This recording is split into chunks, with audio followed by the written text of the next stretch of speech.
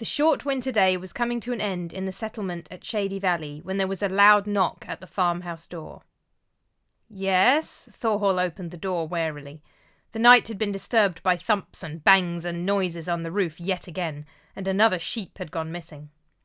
He did not feel any better when he pulled the door open to find one of the biggest men he had ever seen standing on the other side of it.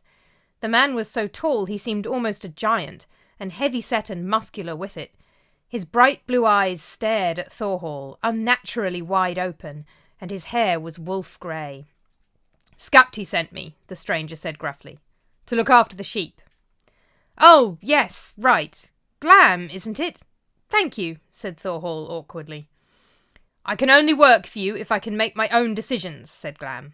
"I become difficult when things do not go my way." "Oh, okay," said Thorhall. "I have no problem with that, as long as you can look after my sheep. Gunnar here," and he gestured to his long-serving cowherd who was warming himself by the fire. "He looks after the cows, but I have not been able to keep a shepherd more than a few weeks." "I can look after your sheep," said Glam. "And Skapti told me you had trouble keeping shepherds. What is it that scares them off?" Thorhall nervously gestured for the big man to come inside out of the cold, and Glam stooped down to enter the house. Thorhall's wife Gudrun stood up to greet the visitor, but Glam ignored her entirely and turned to Thorhall, waiting for the answer to his question. "This farm is haunted," Thorhall said reluctantly. "We hear thumps and bangs and crashes on the roof every night, and I cannot keep a shepherd. Some have been injured, others have left before their contracts expired. And now, no one who knows this farm will take on the job. I am just lucky that Gunnar is willing to stay, but he cannot look after all the sheep and the cows by himself, and I have other work to do as chieftain of this settlement." "I am not afraid of ghosts," said Glam. "I find they break the boredom." "Oh, well, that's good then," said Thorhall. And so Glam came to work for Thorhall, but it quickly became clear that the farmer was the only person in the settlement of Thorhallstead who was pleased to have him. Even Gudrun, despite knowing how desperate they were for a shepherd, could not stand the man. "He will not come to church," she complained to Thorhall, "nor will he sing prayers. He does not follow the old religion either. I do not think he believes in anything." "Does it matter?" said Thorhall. "He doesn't need to believe in anything to watch the sheep." "If he doesn't believe in ghosts, he will be caught unawares and injured like the others," Gudrun pointed out. "Anyway, that is not the biggest problem. I have never heard a kind word come out of his mouth, only cruel jokes and insults. He is vulgar and foul, and everything he has to say is mean-spirited or unpleasant." "Then ignore him and let him say it to the sheep," said Thorhall. "They won't mind." Gudrun muttered to herself that she lived there too, and she minded, but she knew there was nothing to be done about it, so she kept going as best she could until the day before the festival of Yule. That morning Glam, who was always an early riser, which Gudrun was not, got up even earlier than usual and demanded his breakfast. "It is the day before Christmas," she told him. "It is the custom of Christians to fast on this day, to prepare for the festival which begins tomorrow. And this is a Christian household." "You have many superstitions for which I see no use," complained Glam. "I liked the customs better when men were called heathen, and I want my food." "You will pay for that, and for this behaviour if you keep it up," Gudrun warned him. "Bring me my food now, or it will be the worse for you," demanded Glam, rising up so that his whole huge body loomed over Gudrun, his fierce wide eyes staring at her and his wolf hair standing up on end. Trembling, she fetched him the food, praying to God for understanding as she did so.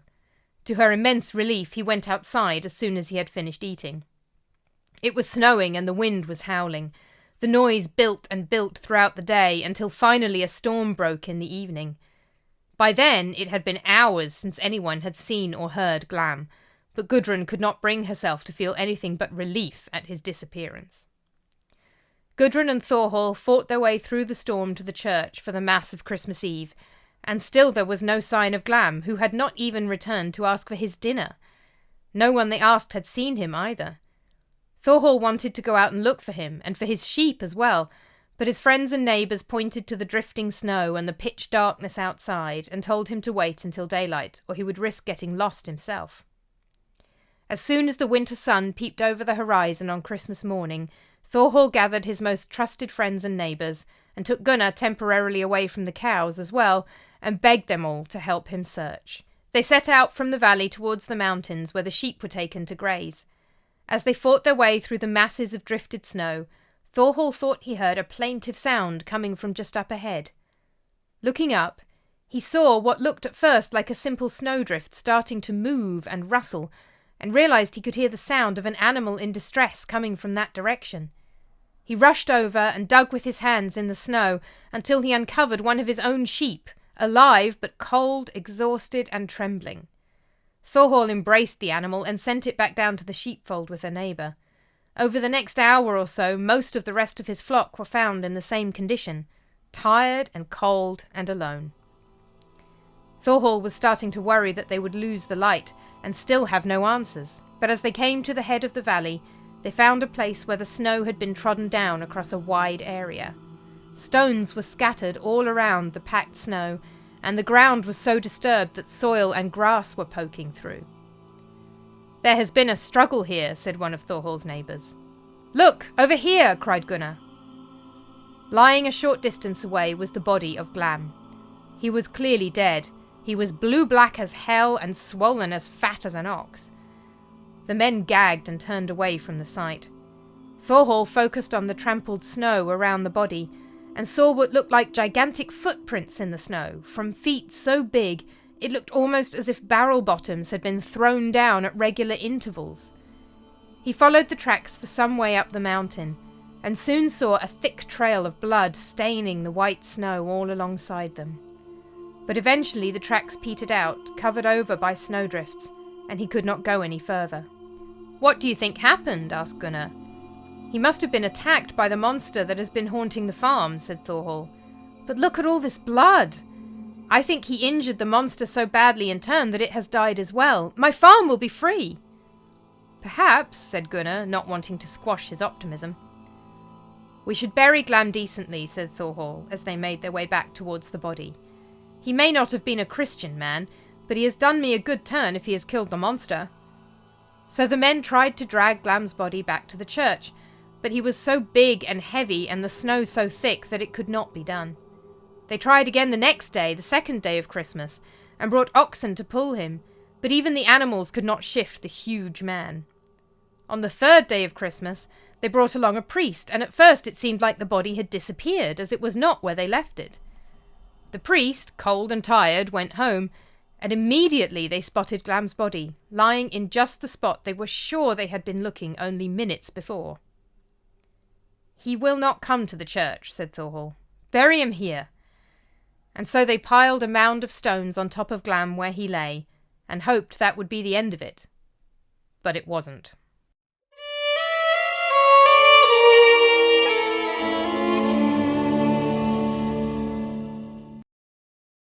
The trouble began almost immediately.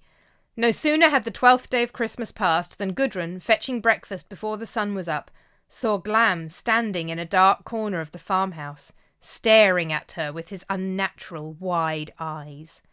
She screamed and dropped her bread, and when she turned around, he was gone. But she had lamps and candles burning almost constantly after that, and Thorhall found his biggest worry was how he could keep providing her with oil and animal fat for the wax and logs for the fire.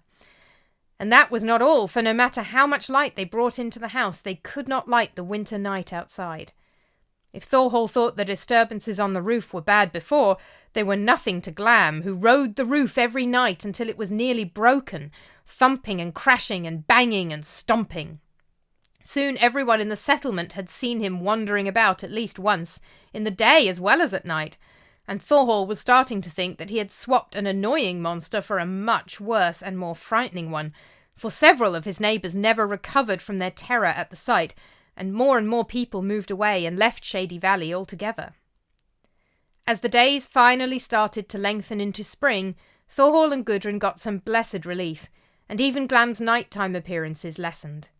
In the endless days of midsummer they did not see him at all. Thorhall began to hope again, and when he heard that a foreigner had arrived at Hunavaten by ship and was looking for work, he hurried out to meet the man. Thorgat was almost as big as Glam, but, Thorhall was very happy to realise, much less belligerent. He was a friendly, smiling, easygoing man who, when Thorhall asked him if he could look after his sheep over the winter, replied, "Sure, if there's work for me, I'm happy to do it. I am not particular." Thorhall almost didn't tell him about the hauntings, he was so anxious for the man to come and work for him, but he decided Thorgout was bound to find out about it before winter, since everyone for miles around had heard the story by now. Better he hear it straight away, and if he was going to be put off, Thorhall would still have time to find someone else. He was both surprised and delighted when Thorgout didn't seem put off at all. "I'm not the kind of man to give up, even if I see a ghost or two," Thorgout reassured him. "Few others will stay calm in any situation that frightens me, for those are few and far between. And I won't break a bargain because of a ghost, either." Thorgout was as good as his word, and when he arrived at the settlement, everyone liked him, especially Gudrun, who even agreed to reduce the number of lamps and candles she was burning while Thorgout was at the house. A warm personality alone was not enough to get rid of Glam, though, and as the nights got longer and darker, he could be heard on the roof again, night after night, until Thorhall thought he would break right through the earth and get into the farmhouse that way. Thorgout did not seem bothered at all. "He will have to come closer than that to scare me," he said cheerfully, as the knocking on the roof moved over towards the place where all three sat by the fire. "I would not defy him or dismiss him," said Thorhall carefully. "He has driven so many of our people away already." "You seem to have had your courage knocked out of you," said Thorgout, "but I can assure you I am not going to die overnight because of this kind of talk." Christmas was coming, and with it the first anniversary of Glam's death. As Gudrun sent Gunnar to check on the cows and Thorgout out to check on the sheep, she spontaneously grabbed the big man and hugged him hard, holding on tight as if she would never let go. "I need to know we are not going to get a repeat of last year," she said into his shoulder. "Don't be afraid, ma'am," said Thorgout. "There will at least be something worth telling if I do not return." This Gudrun did not find comforting.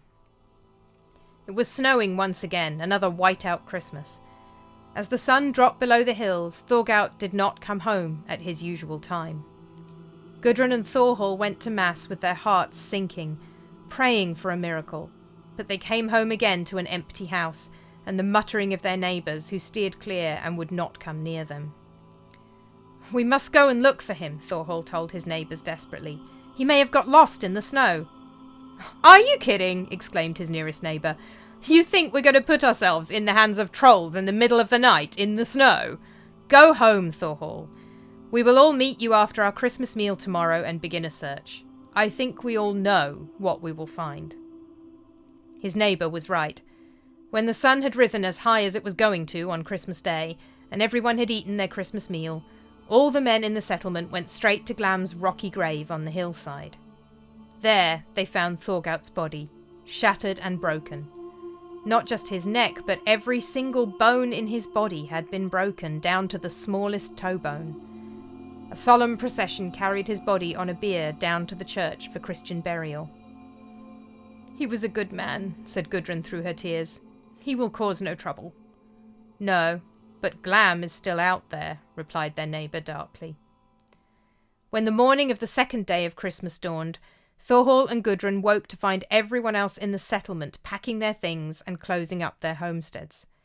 Thorhall went round each family in turn, begging them to stay, but none of them would. "Are you leaving too?" he asked Gunnar glumly. "You will be ruined if I leave you to look after this whole farm by yourself," said Gunnar kindly. "I have been with you since your father was alive. Where you go, I go." Thorhall and Gudrun threw their arms about him from either side and wrapped him in a warm hug. But their hugs and their prayers were not enough to keep Glam at bay. As the cold deepened and the long nights dragged on, a morning came when Gudrun stopped on her way to the cowshed to do the milking. Gunnar had gone out there at first light, and she was not expecting any trouble. But as she approached the cowshed, she heard a great cacophony of crashing, banging noises and a dreadful, inhuman bellowing. Her nerves on a knife's edge, she screamed and fled back to the house to tell Thorhall that something horrible was happening in the cowshed. Thorhall ran out there as quick as he could, but he could barely get in the door, for he found the cattle fighting and wrestling and goring each other, blood and dirt and sweat everywhere. He backed out of the cowshed towards the hay barn, when a shadow on the ground caught his eye. Gunnar's body lay across the floor of the barn, his head in a stall on one side and his body stretched between with his feet in another. He lay on his back, and Thorhall saw straight away that he was dead, his back broken across the stone slab separating the two stalls. Thorhall returned to find Gudrun packing up all their most precious things, preparing to leave the settlement. He said nothing, but helped her to pack.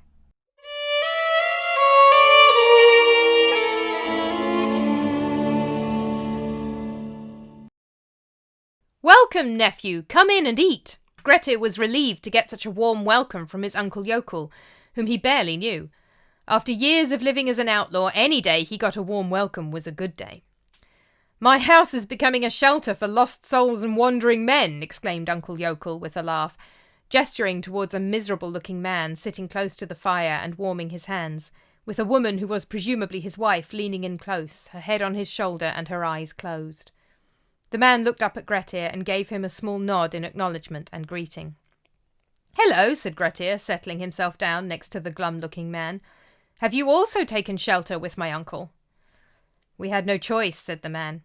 "We used to live nearby, but our whole settlement has been abandoned.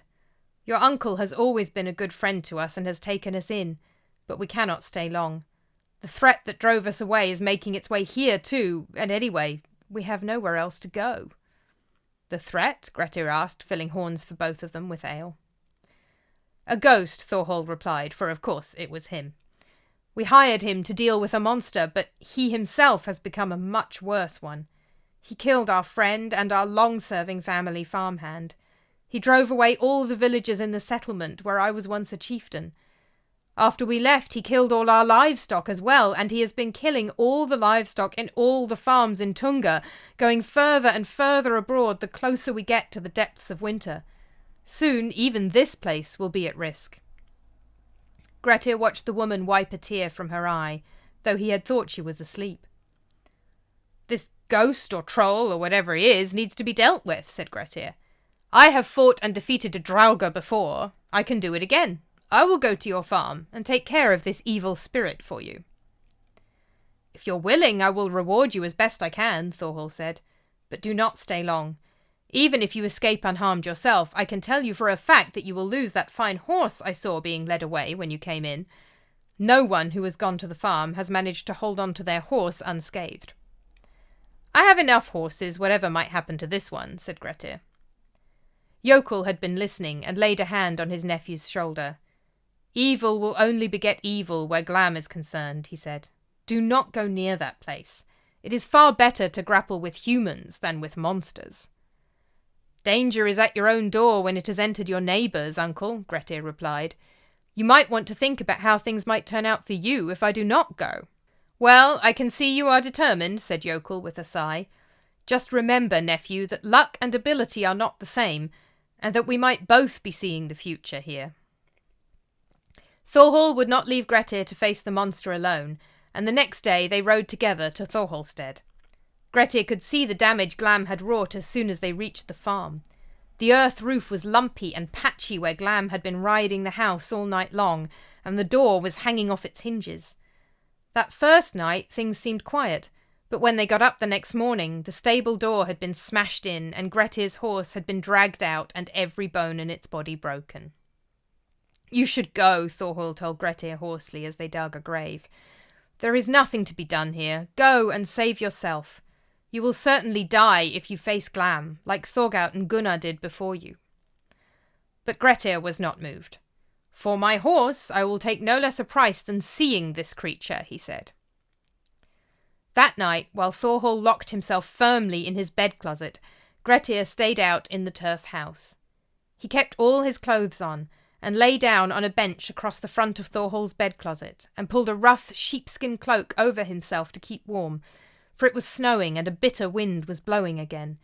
He pulled it right up over his head to hide as much of himself as possible underneath it.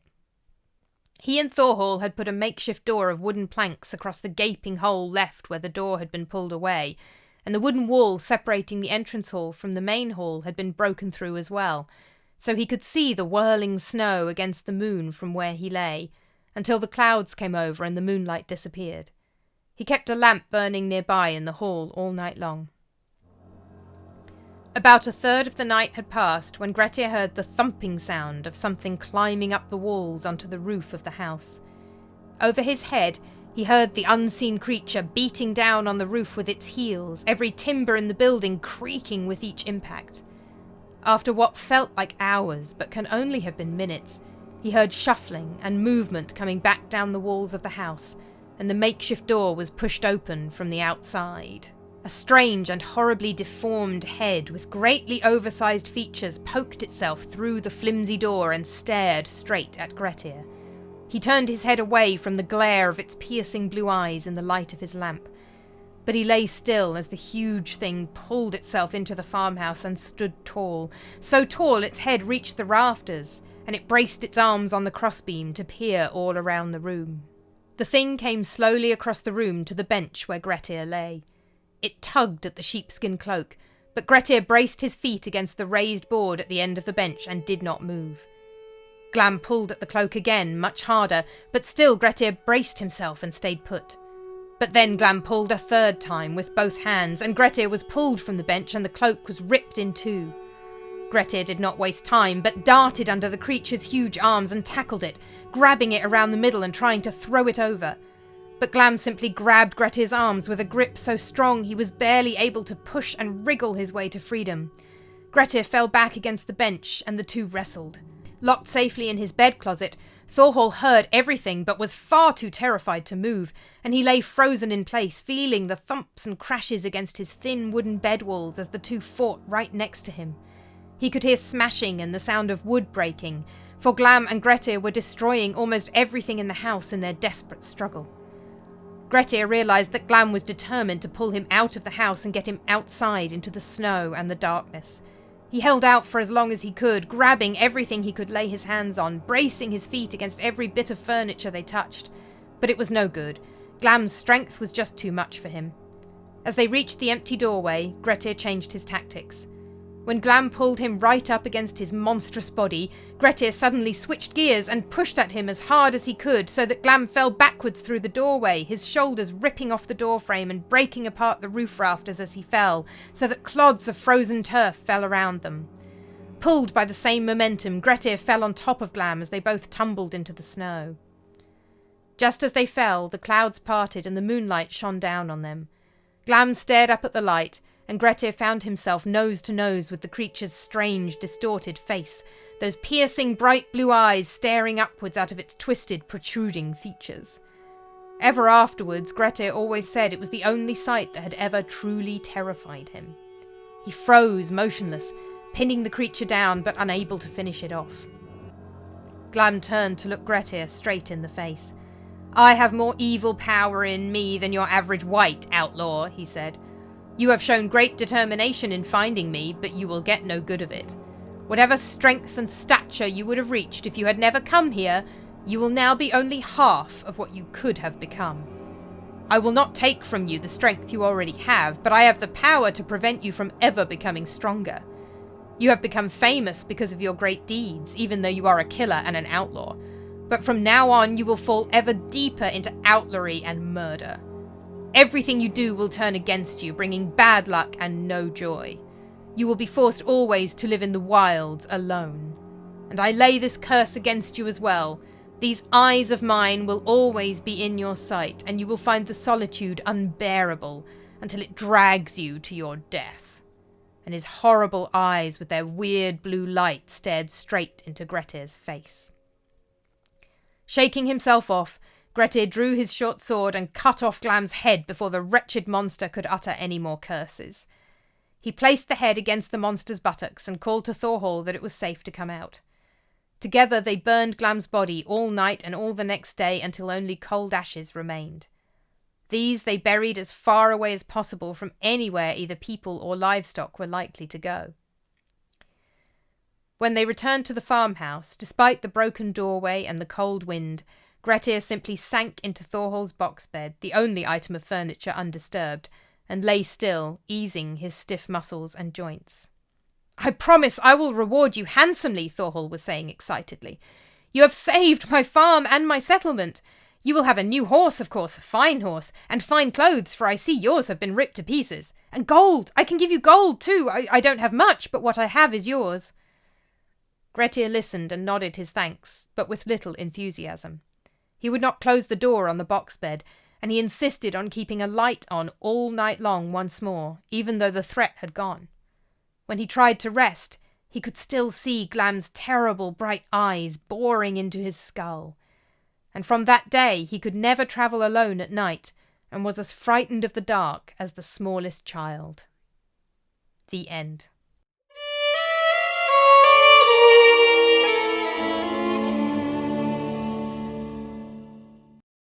Hi, I'm Ed Harrisson, and welcome back to Creepy Classics, the podcast retelling and discussing ancient medieval and early modern ghost stories, with new episodes every 2 months. So this comes from Grettir's Saga, which is an orally derived poem, an epic poem. It's an outlaw saga, so it follows a character, Grettir, who has been outlawed. He's done a whole lot of murder earlier in the story, by an anonymous author. It was written around the beginning of the 14th century CE, and it is set quite a bit earlier than that, not long after about 1000 CE. So it is a piece of historical fiction. And one thing that I noticed as I was writing this out is that the original author had put in loads of details for me about the setting. So normally when I write these stories, I have to spend ages looking up stuff like what kind of lamp did Romans use and what did the streets look like? All these things that when I'm studying religion, I don't necessarily know exactly how the kitchens worked or something, whatever I need for the story. In this case, the later medieval author has put in tons of detail. This particular author has been really interested in giving you the exact details of exactly how Grettir has braced his feet against a plank at the end of a bench, and there's loads of descriptions of the house, description of the wooden wall separating the entrance from the main area of the turf house, all that kind of thing. The setting here is an Icelandic turf house, so it's a house with a wooden structure, but then there's turf all over the walls and the roof in order to keep the heat in during the cold winters. So that has been beautifully described by the later author, which is brilliant. Also, the author is Christian, but the story is set not long after Christianity became the religion in Iceland, so there's an awareness of the older religion as well. It's interesting that the character of Glam specifically doesn't have any belief in anything. He does say he prefers the old religion. He says he liked it when men were called heathen, but he doesn't seem to be particularly attached to Old Norse religion. He has no beliefs. He's just kind of not interested in anything. And one of the things about Glam that's quite characteristic of ghosts, draugrs, wights, and so on in Scandinavian sagas is that he is an unpleasant person in life. And we saw that a couple episodes ago with the ghost of Killa as well, that he was a horrible person in life, and then he becomes an even worse draugr or wight or ghost or revenant or whichever word we want to use in death. And I talked about this quite a bit in that episode on Olaf and Killa, so I'm not talking about it too much today. But the draugr or troll or wight or revenant that is often translated as ghost in modern translations of Scandinavian sagas is, as you can tell from this story, quite a lot more physical.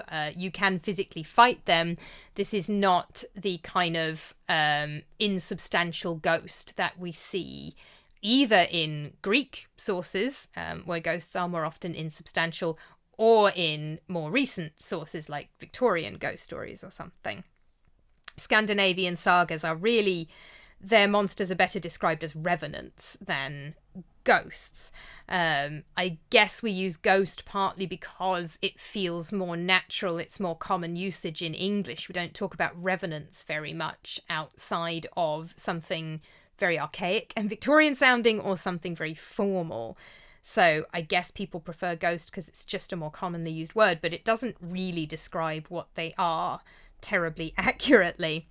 And the word troll, which more often in a modern context implies like a big stone creature, like something out of Tolkien or the Discworld or something, that word is used for various types of monster, including the Drauga, the Revenant. There's at least one funny line in there that I can't take credit for because it's in the original. Some of the characterization is really lovely in this story, although because it covers quite a lot of time, there is a heck of a lot of telling not showing and trying to get it into an appropriate length story for the podcast while also trying to get a bit more depth to some of these characters without just saying Thorgout was really nice, was quite a challenge. I do apologise for my pronunciation. I am anglicising all the pronunciations because I don't speak Icelandic. Thorgout did give me particular trouble. I did try and look it up, but I couldn't find anything that would tell me how to pronounce it. So apologies to anybody Icelandic. I am aware that I'm probably not pronouncing that correctly. I do try when I can to find the correct pronunciation for things. I did cut down some sections of this story as well, so it's quite long and complicated. I think you could probably write a novel based on this story by expanding it rather than contracting it. But I'm not going to read an entire novel for a podcast episode. So I have cut it in places.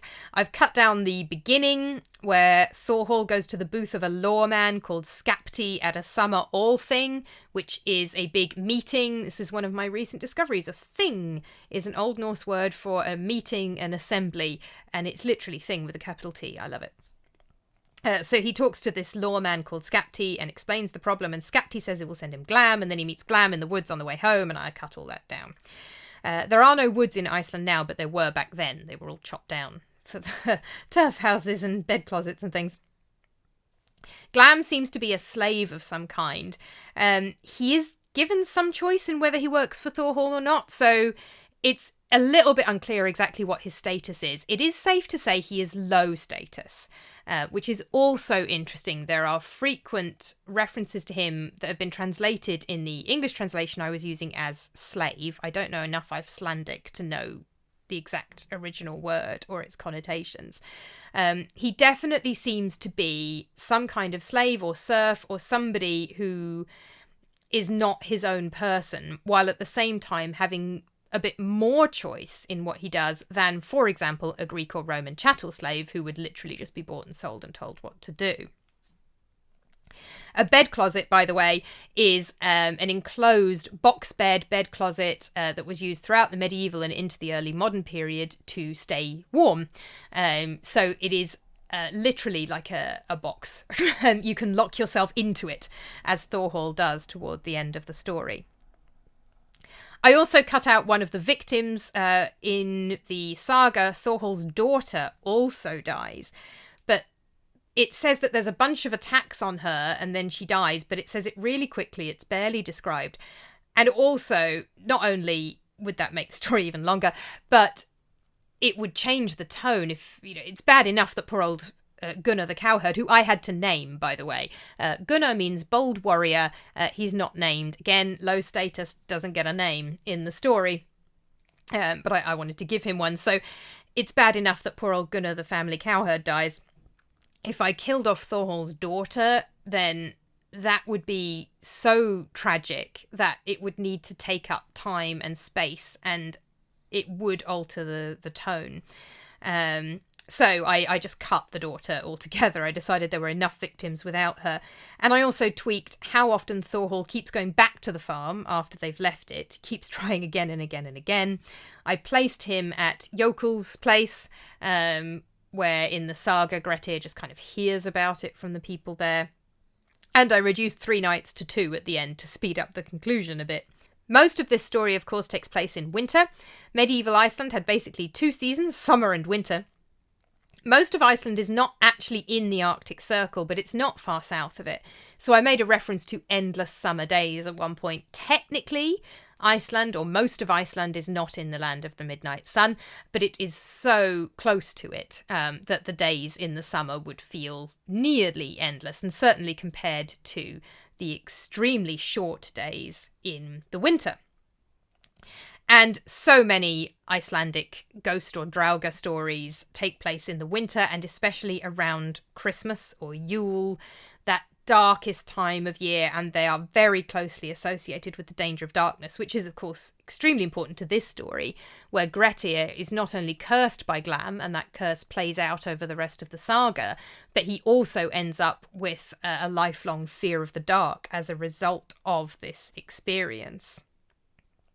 It's not clear what the original monster is that Glam fights, presumably another revenant or troll or a monster. It's just a vaguely described monster. David Zori and Jesse Byock, in their introduction to their translation of the saga, have noted that Christian teachings teach that soulless bodies are animated by the devil or demons, whereas Icelandic drauga come back to life by their own volition and not by external possession. And that also ties into that idea that they are often people who were unpleasant in life. So in medieval Christian ghost stories, often, not always, it might actually be a devil or a demon who is creating the haunting activity. Not always, but that is a theme that comes up sometimes. But these definitely are coming back to life by their own volition. It's them, it's the person, but particularly evil. Glam never explains why he has more power than other evil spirits. That just seems to be something that he has, possibly a combination of his physical strength in life and his unpleasantness.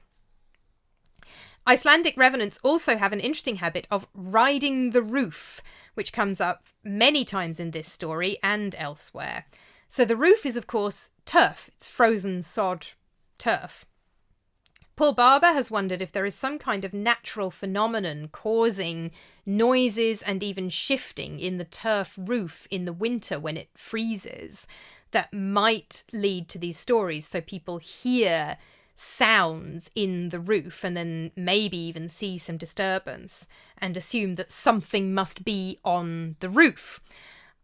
All this reminded me of, to be honest, was Santa Claus, because I watched the movie The Santa Claus again at the weekend, and all I can think about is Santa stomping about on the roof, and I'm suddenly wondering if this is why Santa comes down the chimney, although, of course, the Santa mythos doesn't come from places with turf roofs, so that probably has more to do with just kind of birds or something landing on the roofs.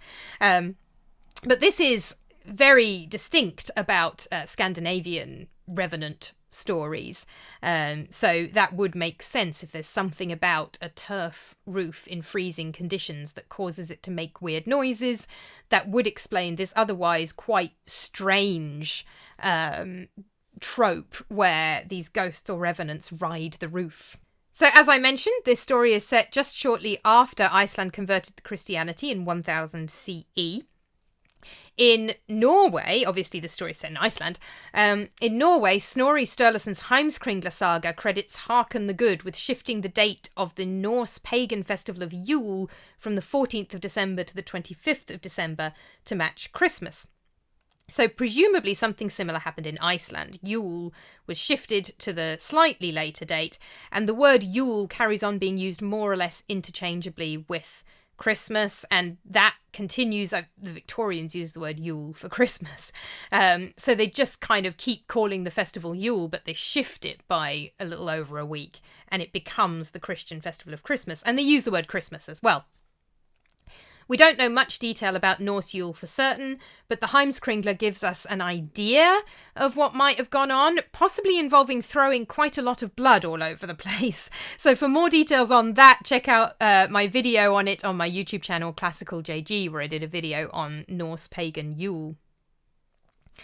Modern Christian Catholic tradition has a Mass at midnight on Christmas Eve, which is the first Mass of Christmas. So this is the Mass that everybody is going to on the night of Christmas Eve in the story, probably at midnight, but certainly on that night of Christmas Eve you go to the Mass. And certainly when I was growing up, we didn't always go to Mass on Christmas Day. We went to midnight Mass on Christmas Eve, which is, of course, Christmas Day, technically, at midnight. And then sometimes we went to Mass on Christmas morning as well. But the obligation, the Roman Catholic obligation to go to Mass had been fulfilled by going to midnight Mass on Christmas Eve. The saga also mentions everybody eating before going out to search for Thorgout. So I've assumed that they are having a kind of midday Christmas dinner, which is what we do in the UK. So Here in the UK, the tradition is you go to church, and obviously many people don't go to church Christmas morning, and even we didn't. But back in the day, people would go to church in the morning. And then you come home and you have a Sunday roast dinner, regardless of what day of the week Christmas Day is. It's essentially a fancy Sunday roast, which is a meal that you have at lunchtime. It's the midday meal. That was a difference I noticed when I went to stay with my American relatives in the US. I hadn't realised that they tended to eat Christmas dinner a bit later in the day, more like 5 p.m. And then suddenly all the movies where people turn up to Christmas dinner and it's dark outside made sense to me. So I've just assumed that medieval Icelanders are doing something similar to 20th and 21st century British people and having a Christmas meal in the middle of the day, and then they're going out to search after that before the light goes. There's also this really interesting description of Glam's dead body as being blue or black as hell. That's hell with one L. H-E-L. The Icelandic Saga database's modern Icelandic version of the saga gives this as Blar sem Hel, again, one L, which Jesse Byock translates as black as hell, and Paul Barber translates as dark blue in colour. So I wasn't happy with either of those. I went with blue-black as hell, with my total lack of any knowledge of Icelandic whatsoever, but I do recognise the word hell. Paul Barber is interested primarily in the colour because he's talking about how it relates to the process of decomposition. But I think that description of black or blue as hell is really interesting. So ghosts or revenants being black is not unusual across various different cultures. And this probably stems from either the appearance of burnt corpses or, as well, possibly, the stage of decomposition where the putrefying human body swells and turns dark and often completely black. So for more details on that, see Chapter 11 of Richard Shepard's memoir Unnatural Causes, where he describes the process of putrefaction and how it can be affected by temperature and situation and cause of death and all sorts of things in much more detail, which I will spare you here in case you don't want to know that much detail. But basically it is a part of the kind of stages of decomposition. So that's the reason for the colour, and probably why so many ghosts and revenants in stories from different cultures have this black appearance, regardless of the kind of racial or ethnic origin of the person. This is something that happens potentially to all human bodies if they putrefy. Hell, with one L, is both the underworld, the realm of the dead, and it's the name of a daughter of Loki and the giantess Angabotha, who was sent to the underworld to rule either all or some of it, depending on the story you're reading. The underworld had been called Niflheimer, the world of mist and shadows, and there is some debate over which came first, the goddess Hel or the realm Hel. The word might come from the Proto-Germanic Hellan, to cover or hide, so maybe hell was a word for a grave, place where you cover something. It's found in poetry, so poems written by Christians, even if they are oral derived and set in an earlier time. So exactly what the Norse pagan concept was, if it was a common concept in the pagan period, is a bit hard to say, because all of the evidence for this particular word, or a lot of the evidence for this particular word, is coming from Christian sources, who are, first of all, not necessarily going to know, and second of all, are probably conflating it a little bit with the Christian hell with two L's.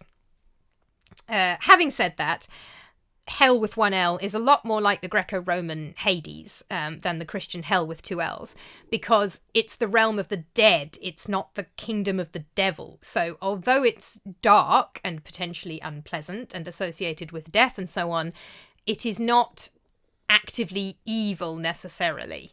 There might be evil in it, or evil might come from it, but it's not ruled over by this great evil figure, and it's not the place where bad people go. Again, there might be areas where bad people go in it, but the realm of the dead itself is a little bit more neutral than that. If you're interested in anything I have covered in this episode, I was using the translation of Grettir's Saga by Jesse Byock from Oxford World Classics 2009 with introduction and notes, which are invaluable. I was alerted to the existence of the story by a blog post on the postgradchronicles.org on Berserks, Revenants, and Ghost Seals Surviving a Saga Christmas, written by Matt Firth. I also had a look at Paul Barber's Vampires, Burial and Death, Folklore and Reality, where he talked briefly about Glam, and at Richard Shepard's Unnatural Causes, his memoir.